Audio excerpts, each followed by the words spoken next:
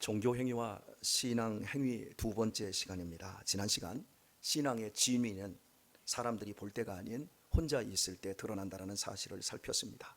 오늘 역시도 같은 제목으로 말씀을 살펴보겠습니다. 21절에서 주님은 당신이 행하는 한 가지 일로 유대인들이 오해를 사고 있다고 말씀하셨습니다. 그 한 가지 일이 무엇인지 구체적으로 밝히지 않았지만 22절과 23절의 내용으로 보았을 때 한 가지 일이란 주님께서 안식일에 병자를 고친 것임을 쉽게 짐작할 수 있습니다.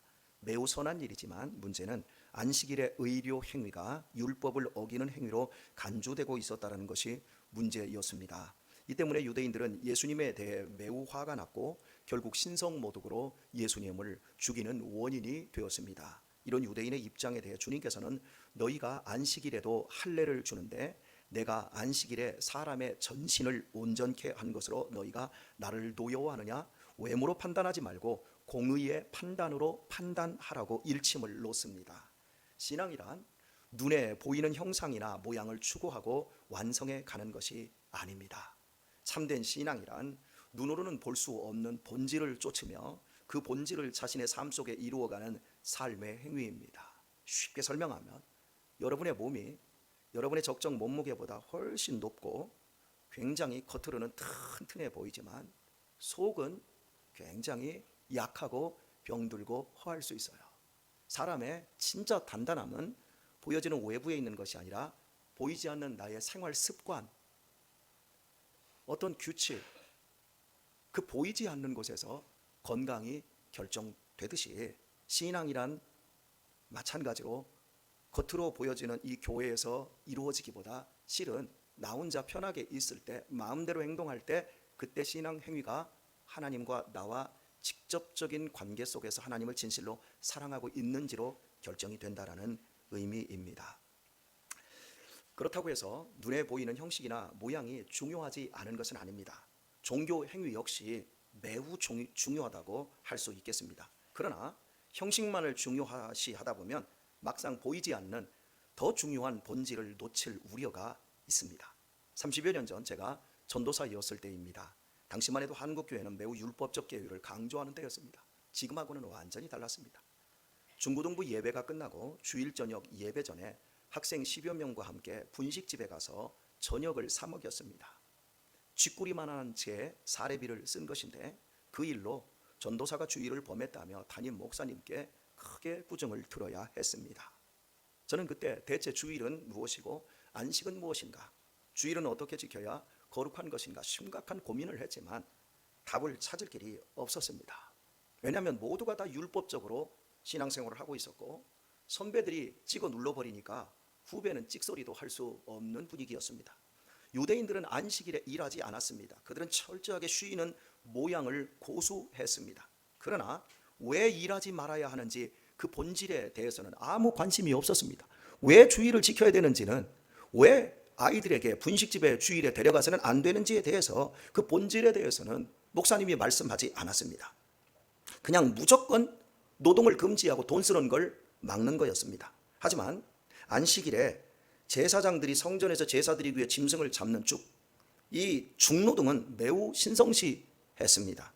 모든 유대 남자들은 하나님의 선민임을 증명하는 표식으로 태어난 지 8일이 되면 할례를 의무적으로 받았습니다. 만약 8일째 되는 날이 안식일인 경우라도 하루를 미루지 않고 안식일에도 할례 행하기를 당연시 했습니다. 지금도 전문 의사를 통해 남성의 생식기를 포경하는 일이 결코 쉽지 않으며 당신이 이게 당하는 이 사람은 아주 극심한 통증을 느낍니다. 그렇다면 2000년 전 마땅한 도구도 없는데 아버지가 태어난 8일짜리 핏덩어리의 아들의 할례하는 이 작업이 얼마나 고된 노동이었을 것인지는 쉽게 짐작이 갑니다. 그러나 유대인들은 안식일에 제사장과 할례자가 왜 이렇게까지 고된 노역을 하는지 그 본질을 염두에 두지 않았습니다. 여러분 닭 잡아보셨습니까? 직접 말입니다. 상품 말고요. 염소나 양이나 개를 한번 여러분이 칼을 들고 잡는다고 생각해 보세요. 껍데기 벗겨내고 각을 떠내고 내장 다 발라내고 그리고 그걸 숯불에 태운다고 생각해 보세요. 이게 얼마나 큰 중노동이에요. 주일에 노동하지 말라 그러는데 이걸 한단 말이에요. 그런데 그걸 왜 해야 되는지는 전혀 생각을 않는 거예요. 안식일에 모든 노동을 금했는데 이 두 가지만은 왜 예외인지 생각을 하지 않았습니다. 하나님께서 왜 안식일에 일하지 말 것을 명령하셨을까요?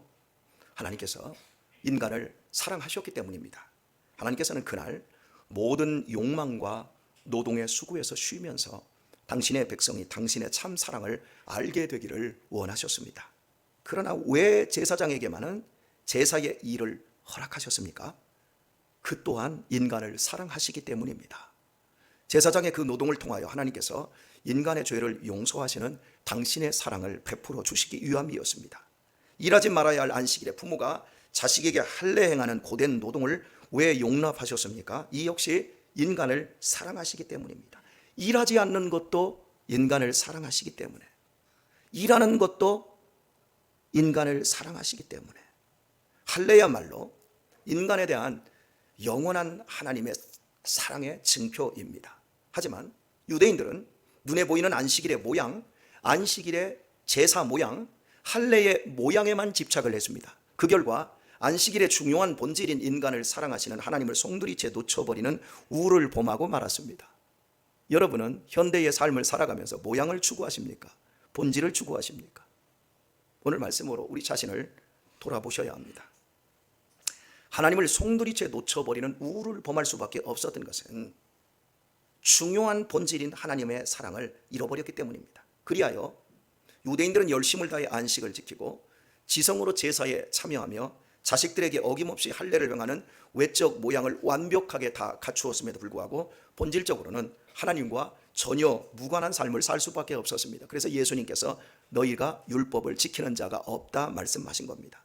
형식과 논리와 모양에는 철저하였지만 가장 중요한 하나님의 사랑 밖에 있었습니다. 그리하여 하나님의 사랑을 펼치고자 안식일에도 병자를 고치신 예수님을 미움과 증오의 눈으로 보게 된 것입니다. 하나님의 사랑으로부터 비롯되지 않는 형식과 논리 혹은 모양은 안타깝게도 사람을 해치는 흉기에 지나지 않습니다. 율법을 통해 인간의 적나라한 죄의 진실을 드러내고 예수님의 필요성을 알게 하려고 주신 것이 율법의 목적입니다. 모든 인간을 붙잡고 파멸과 지옥으로 끌고 가는 무시무시한 죄의 세력을 드러내고자 하나님이 우리들에게 율법을 주셨습니다. 그리고 궁극적으로는 하나님의 구원의 십자가를 붙잡게 하려는 것입니다. 복음을 믿게 하려는 것입니다. 율법이 없다면 인간의 비극을 모르기에 십자가의 복음의 필요성 역시 모르게 됩니다. 바꾸어 말해 하나님의 아들이 십자가에서 왜 죽으셔야 했는지 율법이 없다면 전혀 알 길이 없는 것입니다. 모든 인간은 죄에 붙잡혀 있고 사망과 파멸에 묶여 있는 노예입니다. 여기로부터의 탈출과 벗어남이 구원입니다. 하나님의 아들이 오셔서 십자가의 죽음과 부활로 우리를 구원하여 하나님의 사랑받는 자리에 갖다 놓는 것이 구원입니다. 우리가 이 복음을 믿음으로 말미암아 죄와 죽음과 파멸에서 구원을 받아 하나님의 자녀가 되었습니다. 모두 하나님의 일방적인 사랑으로 되어진 것입니다. 참으로 놀라운 은혜를 입은 것입니다. 그러므로 복음을 믿는 크리스찬은 율법에 대한 태도가 유대인들과 전혀 다르게 됩니다. 유대인들처럼 율법을 지키는 부분에 대해서 우리는 안 지켜도 된다라고 하는 부분으로 다른 것이 아닙니다. 도리어 유대인보다 우리가 더 율법을 잘 지켜야 합니다. 유대인들은 구원을 받기 위해 율법을 지켰지만 우리는 구원을 받았기에 지킵니다. 유대인들은 구원에서 떨어질까 봐 무서워서 율법을 지켰지만 우리는 구원을 은혜로 받아서 감사해서 지킵니다. 하나님의 자녀답게 살고자 율법을 지킵니다. 그러므로 우리는 유대인들보다 더욱 철저하게 율법을 지켜야 합니다. 제가 어제 입양 가족들 캠프가 있어서 땡볕더위에서 오후 1시서부터 3시까지 농구장에서 아이들의 농구와 배구와 풋살을 함께 했습니다. 그런데 말입니다. 농구를 하는데 우리 교회 아이들만 농구의 규칙을 아는 거예요. 나머지는 모르는 거예요. 그러니까 요즘 아이들이 얼마나 야외 활동, 스포츠 활동 같은 걸 모르는지, 한쪽으로 치우쳐 있는지를 알게 되는데, 그래서 결국은 어떻게 했냐면 룰을 가르쳐줘도 모르는 거예요. 머리로는 아는데 몸이 안 따라가는 거예요. 그래서 룰 없다, 무조건 넣는 것이 룰이다, 자꾸 뛰어, 안고 뛰어, 그랬더니 정말 끌어안고 뜁니다. 그리고 갔다가 넣는데 끌어안고 뛰는 건 되는데 농구 이게 들어갑니까? 대충 던져서 절대 들어가는 게 아닌데 10개 던져도 1개가 안 들어가요. 그런데 우리 교회 아이들도 이러다 보니까 막 자꾸 뛰려고 하더라고요. 니네는 룰을 지켜. 드리블을 해. 그리고 한번 드리블하다 잡으면 패싱을 해. 이 짜증이 나는 거예요. 아, 왜 우리는 그렇게 하면 안 됩니까? 니네는 송탄 장로교회에 우리 학생들 아니야. 니네는 했잖아. 그래서 우리 애들은 잘했어요. 바로 그건 거예요. 세상 사람들은 하나님의 법을 몰라요. 그냥 잡고 인생을 살아보면 마지막에 가서 반칙인 거예요. 그러니까 지옥에 떨어지는 거예요. 그런데 우리는 하나님의 자녀로 부름을 받았어요. 그래서 하나님의 말씀 안에서 그 말씀을 감격하면서 룰을 지키는 거예요. 그렇게 룰을 지키면 지킬수록 실력이 드는 거예요. 우리 유민이가 슈터예요. 우리 다준이가 브루킹 거미손이에요. 키값을 하는 거야. 우리 유신이는 돌파를 얼마나 잘해서 레이업을 잘하는지. 우리 유아는 무식하게 성질 나면 다 막 치면서 다니는데, 여하튼 간에 룰을 지키면 실력이 드는 거예요. 그러나 룰을 지키지 않으면 살면 살수록 인생이 망가지는 거예요.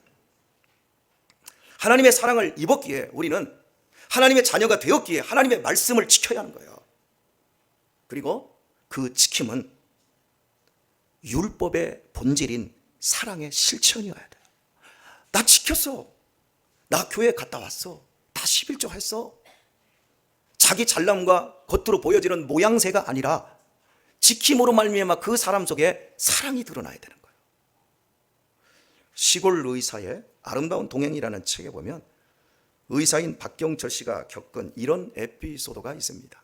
어느 지방 종합병원에 파견을 나가 있던 어느 날 응급실로 피투성이가 된 환자가 실려왔다. 그는 늘 다니던 산에서 등산 중에 멧돼지로 오인한 사냥꾼의 총격을 받아 온몸에 산탄이 박혔던 것이다. 수십 발의 탄환이 그의 배와 가슴을 뚫고 후 복벽과 신장, 폐 등에 박혔고 도저히 감당할 수 없는 양의 출혈이 계속되었다. 이렇게 될 때는 되돌아볼 것도 없이 환자를 대학병원으로 옮겨야 한다. 시간을 끌면 회생 가능성만 낮아지기 때문이다. 나는 환자의 양팔에 급히 수액을 달고 응급약을 투여한 후 수혈을 시작하면서 앰뷸런스로 환자를 옮겼다. 환자의 상황이 워낙 급박해서 나도 외래를 비워둔 채 앰뷸런스 옆자리에 탔고 파견 나온 인턴 선생은 환자 가족과 함께 뒷자리에 탔다. 그리고 앰뷸런스 안에는 만약의 경우를 대비해 병원에 준비해 있던 피라는 피는 모두 실어 놓았다. 나는 뒷자리에 있던 인턴에게 10분마다 환자의 혈압과 맥박을 체크하고 혈액팩이 비면 새로운 혈액팩을 교체할 것을 지시했다. 그런데 대학병원에 전화를 걸어 환자의 상태를 설명하고 집도를 부탁할 스태프를 수배하느라 정신이 없는데 뒷자리에 보호자가 이렇게 피가 안 들어가도 괜찮아요 하고 인턴 선생에게 염려스럽게 질문하는 소리가 얼핏 들렸다. 무슨 소린가 해서 뒤를 돌아보니 환자의 양팔에 달린 혈액팩이 이미 비었는데도 인턴 선생이 교체를 하지 않고 있었다. 뭐해? 빨리 혈액 교체하지 않고. 인턴 선생에게 큰 소리로 고함을 질렀지만 인턴은 계속 링거액만 바꾸고 있었다. 나는 할 수 없이 고속도로 갓길에 급히 차를 세운 뒤 뒷자리에 문을 열고 환자가 있는 곳으로 들어갔다. 여자 인턴은 당황한 때문인지 눈물을 줄줄 흘리면서 혈액이 들어가야 할 주사관으로 계속 링거액만 주입하고 있었다. 나는 일단 급한 마음에 인턴 선생을 옆으로 밀어내고 혈액팩을 교체하고 대학병원에 도착할 때까지 직접 환자 옆을 지켰다. 산탄에 맞은 자리에서 계속 피가 흘러내려 이미 피바다가 되어버린 앰뷸런스 안의 모습이 어린 여자 인턴 선생에게는 감당하기 힘들 수 있다고 생각했기 때문이다. 우여곡절 끝에 출혈하는 만큼 수혈이 이루어졌고 미리 연락을 받은 대학병원에서는 우리가 도착할 때쯤 이미 수술 준비까지 끝내고 있었기 때문에 다행히 환자의 생명에는 지장이 없었다. 나는 환자가 수술실로 들어가는 것을 보고 후배들이 있는 의사 휴게실에 잠시 들러 앰뷸런스 안에서 인턴 선생이 패닉 상태에 빠져서 수혈을 제대로 하지 못하는 바람에 위험할 뻔했다는 이야기를 했다. 그러자 후배 하나가 아주 난감한 표정을 짓더니 이렇게 말했다. 형, 그 친구 여호와 증인이에요. 나는 순간 머리가 아득해졌다. 피 대신 흘러 들어가고 있던 식염수가 생각났고 수혈팩을 잡고 우물쭈물하던 인턴 선생의 얼굴이 생각났다. 그리고 그 순간에 남편의 손을 잡고 간절히 회생을 기도하던 환자 아내의 얼굴이 겹쳐졌다. 나는 그날 태어나서 처음으로 여자의 뺨에 손을 댔다. 여기까지가 책의 내용입니다. 이 여의사는 자신의 신앙을 따라 하나님의 말씀을 말씀대로 순종한 것입니다. 그런데 뭐가 이상하지 않습니까? 이것이 율법주의입니다. 피를 취하지 말라, 피취해 먹지 말라, 이런 구약적 말씀들은 생명을 귀중히 여기라는 게 본질입니다. 그리고 궁극적으로 예수 그리스도께서 우리의 죄를 위해 십자가에서 피 흘리실 모습을 예표해 주고 있습니다. 수혈이 시도된 것은 1665년 개 2마리를 시험한 것이 첫 번째이고, 사람에게 시작된 것은 1818년이었습니다. 그러므로 주 1세기에 완성된 성경 어디에도 수혈 금지 조항은 없습니다. 여호와 증인은 우리와 같은 성경을 믿습니다. 그들의 치명적인 실수는 율법이 십자가를 붙드는 대로 가게 한 것이 아니라 오히려 십자가를 버리는 대로 간 것입니다. 수혈을 거부한 그 여의사의 신념 나무랄 데가 없습니다. 그리고 그 여호와 증인의 종파 내에서는 뛰어난 훌륭한 믿음의 사람으로 추앙될 것입니다. 그러나 환자의 생명을 살려야 하는 의사가 수혈을 거부해야 한다면 왜 의사의 길을 택한 것입니까? 사람 죽이려고요. 여러분은 그런 의사에게 여러분의 몸과 가족의 몸을 위급한 순간에 맡기실 수 있겠습니까? 참으로 안타까운 일이 아닐 수 없습니다. 그 여의사가 참 생명이신 예수님을 모르는 이상 그가 자기 신앙에 의해 말씀을 지키면 지킬수록 자기도 모르게 생명을 귀중히 여기는 것이 아니라 생명을 해치는 대로 갈 것이며 자신도 그만큼 하나님의 구원에서 멀어지고 말 것입니다. 유대인들이 안식일에 병자를 낫게 하신 주님을 죽이려 한 이유가 바로 여기에 있습니다. 그들은 안식일에 사람을 고치시는 예수님의 사역을 제사장과 할례의 성격, 사랑의 성격이 아닌 단지 노동으로만 간주한 것입니다. 안식일에 지켜야 할 정신인 하나님의 사랑이 빠진 결과 그들의 눈에 예수님은 율법을 어기는 자였을 뿐입니다. 주님께서 왜 안식일에 베데스다 연못가에 38년 동안 누워만 있던 병자를 치료하셨습니까? 그를 사랑하셨기 때문에 하루라도 빨리 그를 일으켜 세워주기를 원해서입니다. 주님께서 왜 안식일에 손에 힘이 없어서 손 마른 자의 손을 온전케 하셨습니까? 이 또한 사랑하셨기 때문입니다. 그 사람의 입장에서 사랑해 주셨기 때문입니다. 지금 우리 김윤정 집사님의 어머니가 중환자실에 일주일 들어갔는데 얼마나 나오고 싶겠습니까? 정신 멀쩡한데 소변줄까지 다 해놓고 꼼짝 못하게 묶어놓고 정신 멀쩡한데 기저귀 차놓고 대소변 받아내고 있으니 얼마나 답답하겠습니까? 사랑은 그 사람의 입장에서 조치를 해주는 겁니다. 예수님이 그러신 거예요. 주님은 안식일에 하나님의 사랑을 나타내야 하는 근본 정신을 행동으로서 실천에 옮긴 것입니다. 그러므로 예수님은 칭찬받아 마땅함에도 안식일의 근본 정신을 모르는 유대인들은 주님을 죽이려고만 했습니다. 하나님의 공의는 무시무시한 권력이 아닌 당신을 죽여 우리를 살리는 사랑입니다. 안식일의 근본 정신 역시 인간을 위하시는 하나님의 사랑입니다. 그러하기에 안식일에 사람을 사랑하고 사람을 살리는 일을 행하는 것은 곧 크리스찬의 의무요 사명입니다. 따라서 주일은 우리를 죄에서 구원하여 주신 하나님의 사랑을 확인하고 우리도 역시 다른 사람을 사랑하는 날인 겁니다. 그래서 우리는 함께 모여 하나님께 예배하며 서로를 뜨겁게 사랑하기 위해 서로를 봉사하는 겁니다. 밥하면 예수님이 와서 안 드십니다. 밥하면 놀고 먹는 사람이 그냥 먹는 겁니다. 그런데 왜 밥을 합니까? 서로를 사랑하기 때문에 하는 거예요. 이 사랑이 빠지면 우리도 밥 먹지 말자, 우리도 외부에서 돈 주고 시켜 먹자, 사랑이 빠진 그냥 밥만 먹는 거예요. 그건 안식일의 정신을, 주일의 정신을 훼손하고 있는 거예요. 그런 거 좋아하지 마세요, 여러분. 이렇게 우리가 교회 나와서 예배 본 것만으로 주일을 지켰다고 자유하지 마세요. 사랑하기 위해 봉사에 동참해야 돼요. 사랑하기 위해 헌신해야 돼요. 따뜻한 미소, 격려하는 말 한마디라도 사랑의 실천으로 해야 되는 거예요. 혼자만 알싸하게 교회에 왔다가 일찌감치 돌아가지 말고 옆 사람 손이라도 한번 잡아주셔야 돼요. 오후에도 남아서 목사님을 사랑하기 때문에 목사님 나가면 속상하지, 그래서 오후에도 남아 있어야 되고, 야, 나 빠져도 돼? 이게 아니라 내가 채워줘야 다른 사람들이 으쌰으쌰하고 힘이 나지, 이러면서 이게 다 모두 사랑으로 하는 거예요. 그렇게 사랑해야 내가 행복해집니다. 사랑을 실천하는 사람은 정신병에 걸리는 경우가 없습니다. 정신병은 극도의 절대의 이기심에서 나오는 겁니다. 그러니까 여러분의 삶에 마음의 피곤함을 느끼고 계십니까? 더 사랑할 수 있기를 축복합니다. 우리가 왜 성경을 읽습니까? 성경 독서량을 늘리기 위함이 아니라 나를 향한 하나님의 사랑 속에 거하기 위함입니다. 왜 우리가 기도를 드립니까? 정신수양하는 것이 아니라 하나님의 그 크신 사랑에 나를 온통 맡기기 위함입니다. 왜 우리가 찬송을 부릅니까? 나의 기분을 고조시키려 함이 아니라 주님의 그 사랑을 나의 중심으로 기리기 위함입니다. 우리는 하나님 앞에 설 때 사랑하는 마음으로만 서야 되거든요. 거기에 자리로 또한 우리가 성장해 가야 하기 때문에 그렇습니다. 내가 성경을 수십 번 통독했을지라도 하나님의 사랑 안에 거하지 못한 채 성경의 겉모양만을 추구하려 한다면 나는 성경을 읽으면 읽을수록 하나님을 잘 안다고 착각하며 독불장군이 되어갈 뿐입니다.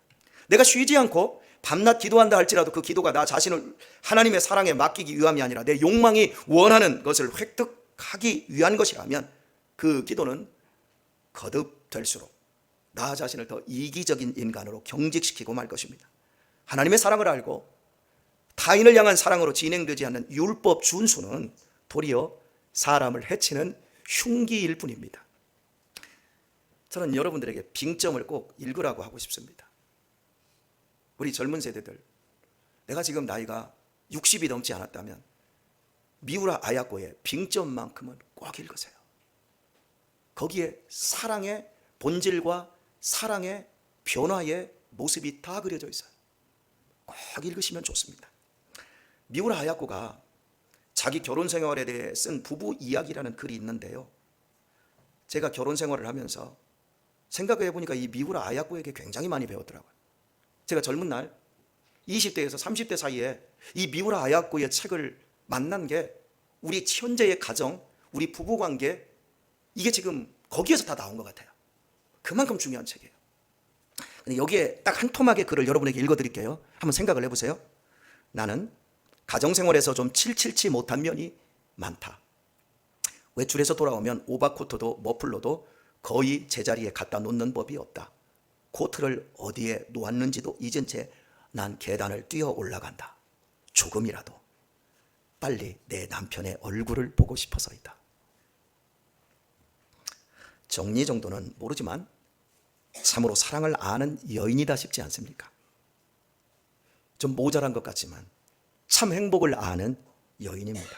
얼마나 많은 부부들이 행복을 꿈꾸며 결혼해 놓고는 평생 불행과 원망 속에서 인생을 허비합니까? 그 이유가 무엇입니까? 결혼의 본질인 사랑을 잃어버렸기 때문입니다. 좋은 집 장만하고 좋은 차 사고 집안을 최고급 전자제품으로 꾸미는 것이 결혼의 목적일까요? 아닙니다.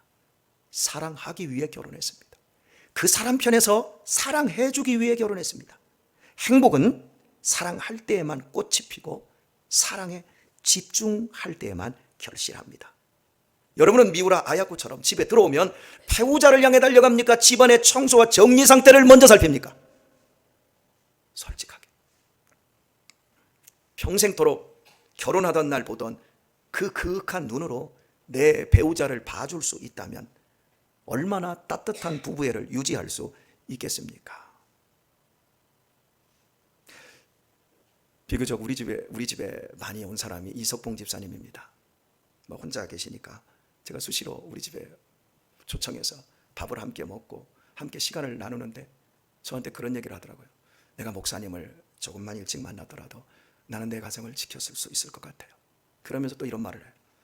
나도 가정을 갖고 싶습니다. 다시 한번 이 사랑에 아내를 사랑하는 것에 도전해보고 싶어요. 이 말을 하더라고요. 여러분은 설교 들으면서 가정에 대한 설교를 하고 아내를 어떻게 보살펴야 되는 얘기를 하면 혹시 몸에 남자들 닭살 돋습니까? 아니면 화가 나고 나와 동떨어지게 생각되십니까? 죄송합니다. 설교를 정말 잘못 듣고 있는 거예요. 우리 안에 말씀을 듣고 예배할 때마다 사랑의 마음이 솟아나야 합니다. 왜? 하나님이 이 시간에 그걸 주시고 싶어 하시기 때문에 그렇습니다. 누가 행복자입니까? 하나님의 은혜를 아는 사람이 행복한 사람입니다. 하나님의 사랑을 아는 사람만 참 행복자입니다. 나를 구원하여 주신 십자가의 은혜를 아는 사람이라야 딱딱하기만 한 율법도 기쁨으로 순종할 수 있게 되어집니다. 하나님을 향한 사랑과 감사를 아는 사람만 율법주의라는 함정에 빠지지 않고 사람을 진실로 사랑하고 살려낼 수 있습니다. 여러분은 어째서 이 딱딱한 예배 시간에 여기 와 계신 것입니까? 지금 하나님께서 충만하신 사랑으로 이곳에 우리와 함께 계심을 믿으시기에 우리가 여기에 있는 것 아닙니까? 하나님의 사랑을 기억하고 그 사랑에 흠뻑 취하고자 예배하고 있는 것 아닙니까? 이게 본질입니다. 예배 시간 되었으니까 온 게 아니라 하나님의 사랑 안에서 흠뻑 취하고 그 사랑 가운데 살려고 지금 여기에 와 있는 거예요.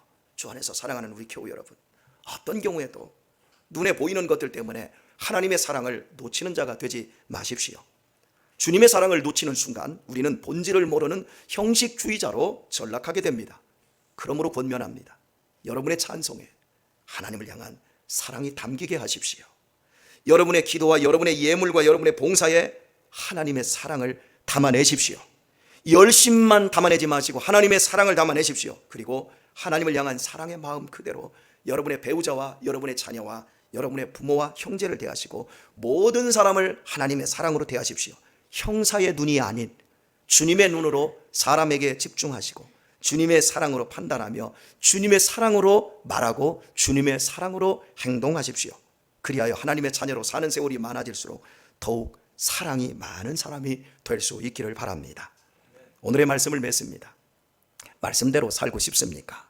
열심히 예배하고 열심히 기도하고 열심히 찬송하고 열심히 헌신하시기를 바랍니다.